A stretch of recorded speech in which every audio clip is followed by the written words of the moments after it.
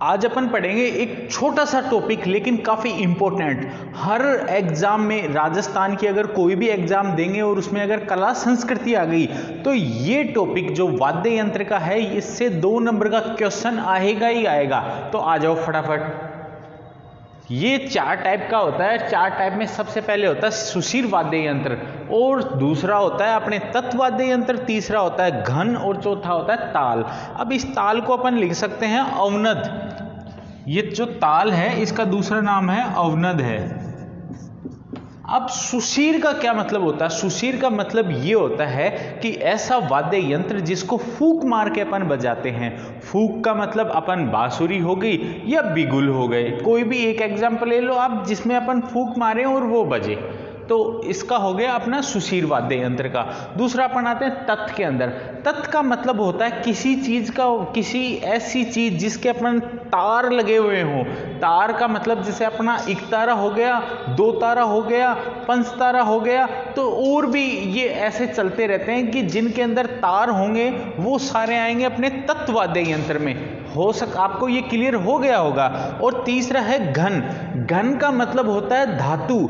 जब ऐसी कोई चीज या ऐसी किसी धातु के ऊपर मारने से एक सुरीली ध्वनि उत्पन्न होती है, उसको कहते हैं घन वाद्य यंत्र। आप मंदिर तो गए होंगे ना, मंदिर गए हो तो मंदिर में घंटा तो बजाया ही होगा, वो ये नहीं, वो बड़ा वाला। चलो ये भी मान लो, इस घंटी को, घंटे को और वीर घंटे को, ये तीनों जो टाइप हैं ये घन के अंदर आते हैं। और चौथा और अंतिम ताल।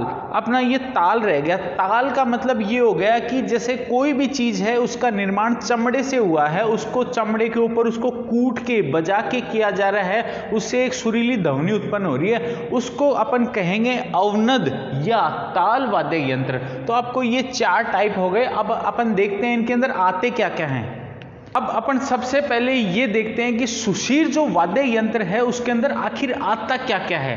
ये थोड़ा डिटेल हो गया, वो एक फॉर्मल जानकारी थी। सबसे पहले जो फूंक मारने वाले हैं उनमें आती है बांसुरी, और बांसुरी के लगभग किसी में 6 छेद होते हैं, किसी में 7 छेद होते हैं। तो इसका कोई बहुत विशेष ऑथेंटिक आंकड़ा नहीं है, लेकिन लगभग 7 छेद अपन कह सकते हैं कि बांसुरी में होते हैं।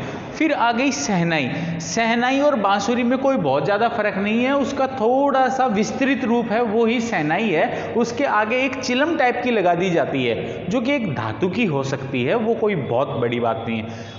पुंगी और बीन। अगर आप भारत में किसी ग्रामीण प्रदेश से और ये वीडियो मेरा देख रहे हैं तो आप सबको पता होगा कि अपने एक जाति है कानबेलिया, वो जब भी आती है तब अपने साथ में बीन लेके आती है, और उसको अपन सफेरा भी बोल सकते हैं। तो वो जो लेके आता है वो एक कद्दू होता है, कद्दू के अंदर वो जो लगी रहती है वो एक तरह से बांसुरी ही होती है, और उसके आगे नली लगी हुई होती है। तो साथियों ये जो होती है पुंगी बीन, ये भी फूंक मार के बजाई जाती है। फिर आ गया एक हुरनाई। ये एक्चुअल में एक पीतल की हो गई, मतलब एक धातु की हो गई है। ये शहनाई का विस्तृत रूप है लेकिन ये पीतल की हो गई, इसकी खास बात ये है। फिर आ गई नफरी सुंदरी।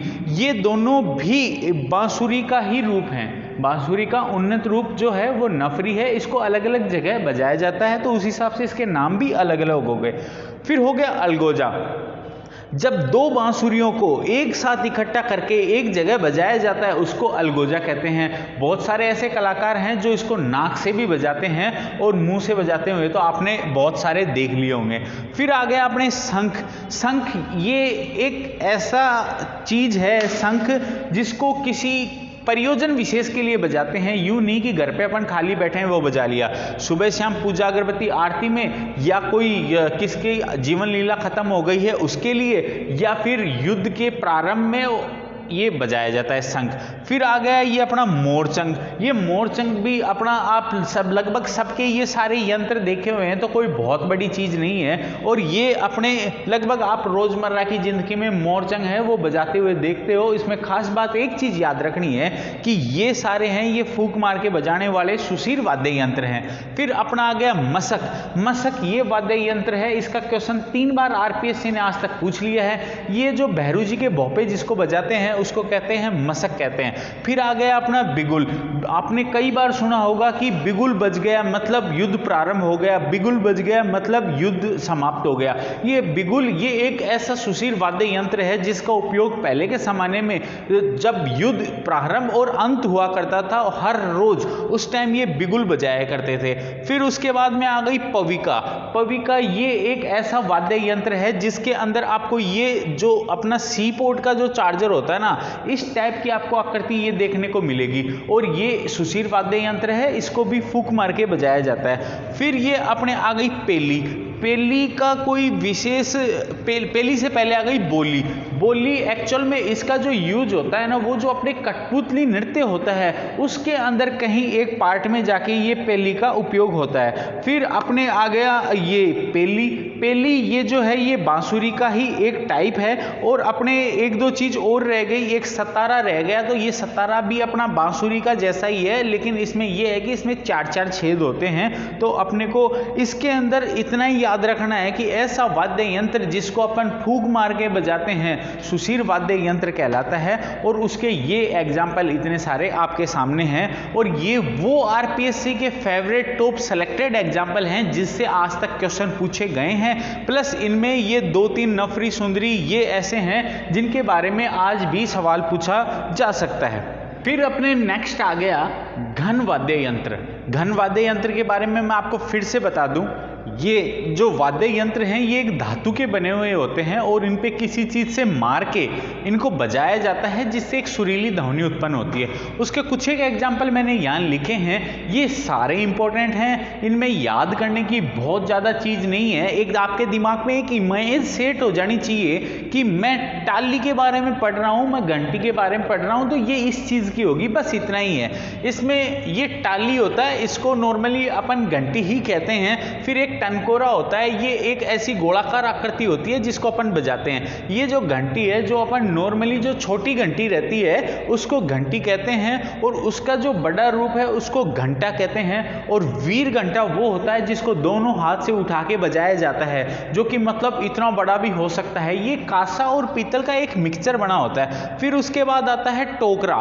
टोकरा ये हो गया, जैसे आपने कभी किसी पशुओं को देखा होगा, हाथी को देखा होगा, बैल को देखा होगा, घोड़े को देखा होगा, गधे को देखा होगा, उनके गले में एक छोटी सी जो घंटी लगी रहती है ना, उसको कहते हैं टोकरा। फिर आ गया एक शक्ति घंटी। तो ये शक्ति घंटी भी वैसी ही है जैसी और दूसरी घंटी है। फिर आ गया अपना काग रक्षा। काग रक्षा होता है, ये एक ब्रश नुमा आकृति होती है जो बजाने के लिए काम में आती है। फिर अपना आ गया मंजीरा। आपने रामदेव जी का 13 ताली नृत्य तो जरूर देखा होगा या सुना होगा उसके बारे में, तो उसमें मंजीरा उपयोग में लेते हैं। फिर आ गया झांझ। झांझ है, ये मंजीरे का ही बड़ा रूप है। जो झांझ बजाते हैं इससे भी एक सुरीली ध्वनि उत्पन्न होती है। अक्सर ये सारी चीजें जो काम आती है ना, वो अपने मंदिर और अपने घर में या अपने जो राती जुगा करते हैं, जो जागरण करते हैं, उसमें ये सारी चीजें काम आती हैं। तो आप सभी इससे भली भांति परिचित होंगे। यहाँ आपको कुछ एक नाम ऐसे देखने को मिलेंगे जिससे आप परिचित नहीं है। फिर अपनी झांझ के बाद हो गई झालर। झालर भी कुछ इस टाइप की आकृति आती है। अपन जो कहते हैं बावड़ी झालर, वो झालर यहाँ बिल्कुल नहीं है। ये एक ऐसी एक धातु की आकार की एक ऐसी सुरीली ध्वनि निकालने वाली चीज है जिसको बजाने से अपने कानों को बहुत अच्छा लगता है, सुकून मिलता है। फिर आ गई रमझोड़। रमझोड़ तो आपने देखा ही देखा होगा। अक्सर होता क्या है कि विवाह के अवसरों में या सामान्यतः घरों में भी घुंघरुओं को, बहुत सारे घुंघरुओं को एक जगह पिरो के और एक अपने स्त्रियां अपने पैरों के ऊपर बांध लेती हैं, जैसे वो चलती हैं तो एक बहुत ही सुरीली ध्वनि उत्पन्न होती है, उसको कहते हैं रमझोड़ कहते हैं। और ये यहाँ आने का कारण यही है कि जो घुंघरू है वो धातु के बने हुए हैं और उससे एक अच्छी ध्वनि उत्पन्न हो रही है। फिर आ गया नेवरी। जो घोड़े के जो पैरों में जो बांधते हैं ना, जो घुंघरू पायल नुमा जो आकृति चीज होती है, उसको कहते हैं नेवरी। फिर आ गया खंडाल। ये खंडाल वो है जो आपने कभी नारद जी के हाथ के अंदर देखा होगा, जिसे वो नारायण नारायण कहते हैं, खड़ताल होता है, उसी को ही एक नाम है खंडाल। और फिर आती है सांकड़। अभी जो समय चल रहा है, अभी तेजा जी और गोगा जी का टाइम चल रहा है, और अभी कुछ दिनों बाद में जो जाहर पीर गोगा जी का जो मंदिर के अंदर जो आपने सांकड़ देखी होंगी, तो लोग उनको पकड़ पकड़ के वो सांकड़ खाते भी हैं। और अगर आपने फिर भी नहीं देखे हैं तो ददरेवा मंदिर पे चले जाना, आपको वहां सांकड़ बहुत मिलेंगी, और सांकड़ एक दो खा के भी आना तो ठीक रहेगा। फिर आ गई थाली। थाली भी एक वाद्य यंत्र है। जब हमारे यहाँ एक पुत्र का जन्म होता है तो उस पुत्र का स्वागत करने के लिए थाली बजाई जाती है। लेकिन वहीं एक कुरीति और है, उसमें भी मैं आपका प्रकाश यहाँ डालना चाहूँगा थोड़ा, कि वो है सूप या छाजड़ा। ये एक्चुअल में ये एक सुशील वाद्य यंत्र नहीं है, लेकिन फिर भी अपन इसको एक वाद्य यंत्र के रूप में ले तो ये सूप और छाजड़ा दोनों हो सकता है। उसमें ये जो काम आता है, जब भी परिवार में कहीं किसी महिला का जन्म, मतलब किसी बालिका का जन्म होता है, तो छाजड़ा है उसको बजाया जाता है। और इसके एक दो तीन एग्जाम्पल और बच गए, जैसे माटा हो गया, दुलाप हो गया, दुरालिया हो गया, बरनी हो गया। ये सारे जो एग्जाम्पल हैं, ये सारे एग्जाम्पल अपने घन वाद्य यंत्र के हैं। अगला अपन पढ़ेंगे। फिर अपने नेक्स्ट आता है तत्व वाद्य यंत्र।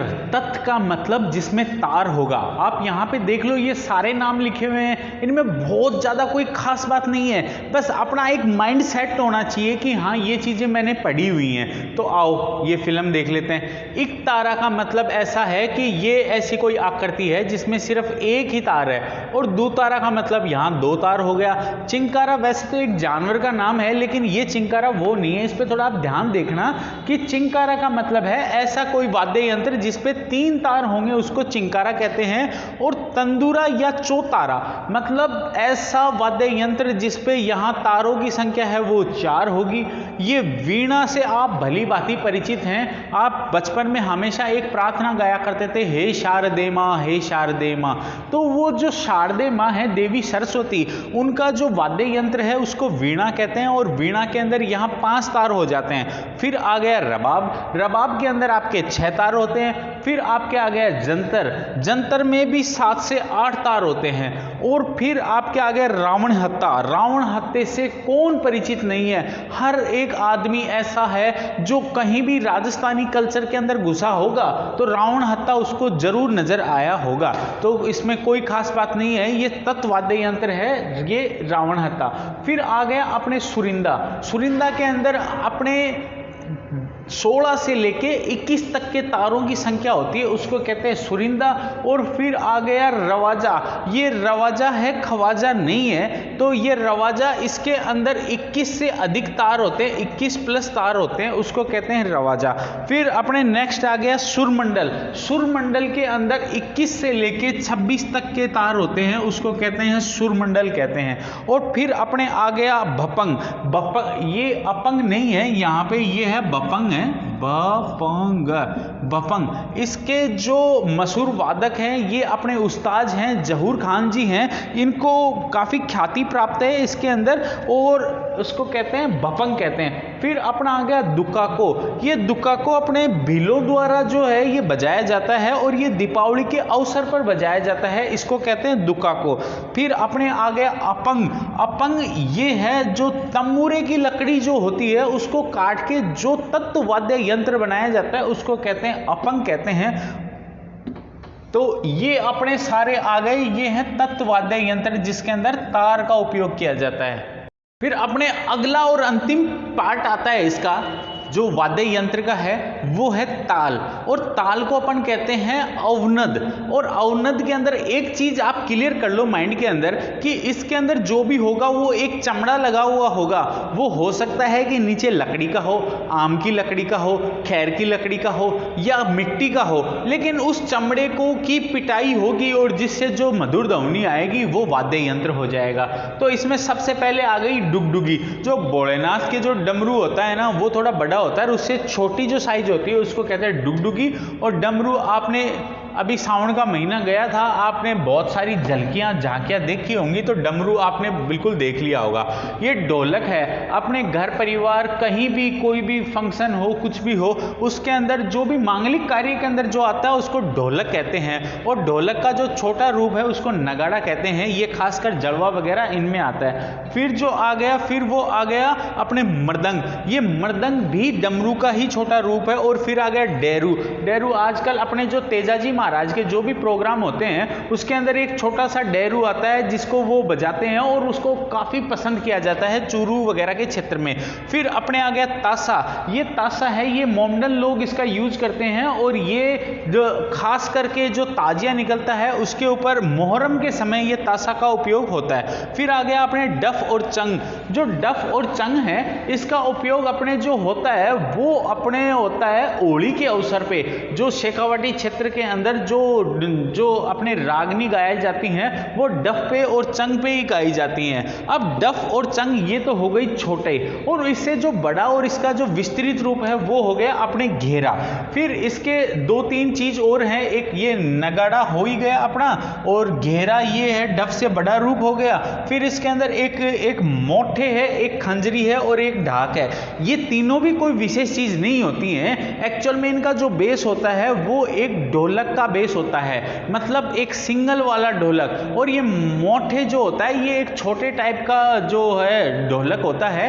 दो होते हैं ये पैर के अंदर, और ये बगड़ावत जी की जो कथा होती है उसके अंदर काम में लिए जाते हैं। जैसे डेरू का अपने जो काम में लिया जाता है वो अपने गोगा जी में कथा के अंदर काम में लिया जाता है, वैसे ही मोठे अपने हैं ये बगड़ावत जी की कथा जो होती है उसके अंदर काम में लिया जाता है। तो साथियों अपन ने आज क्या पढ़ा, अपन ने आज 4 चीजें क्लियर की हैं। उसके अंदर टॉपिक अपना एक बड़ा ही सिंपल और इजी सा टॉपिक था वाद्य यंत्र का। उसके अंदर उसके 4 टाइप थे, इसमें कोई समस्या नहीं होनी चाहिए। अगले वीडियो में फिर मिलेंगे। जय हिंद, जय भारत दोस्तों।